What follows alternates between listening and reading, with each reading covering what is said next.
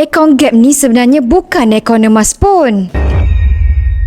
Masa saya awal-awal kenal Public Go dulu, saya ingatkan akaun Gap ini sama je macam akaun emas lain, cuma sekadar akaun emas digital, tapi sebenarnya tak. Akaun Gap ni lebih kurang sama je macam akaun bank, cuma bezanya kita tak simpan duit, tapi kita simpan emas. Konsepnya cukup mudah, kita boleh top up simpanan kita bila-bila masa. Tak kisahlah ada 100 ke, 1000 ke, ikut kemampuan poket kita asalkan tak kurang daripada 100. Contohnya, hari ini harga emas sekitar 500 per gram. Kita beli dengan bajet 1000, kita akan dapat 2 gram. Esok katakan kita beli lagi 1 gram. So dalam akaun emas kita akan ada 3 gram. Perlahan-perlahan kita menabung dan kita tambah simpanan kita sikit demi sikit. Jadi bila kita dah capai matlamat simpanan ataupun ada kecemasan nak gunakan cash, kita boleh jual emas kita tersebut dengan harga emas semasa. Betul, sangat mudah sebab semuanya di hujung jari saja. Lagi satu, kalau kita tak nak Public Go simpankan emas untuk kita, nak simpan emas tu sendiri, kita boleh keluarkan emas fizikal dari sekecil-kecil 0.5 gram sehingga 12.5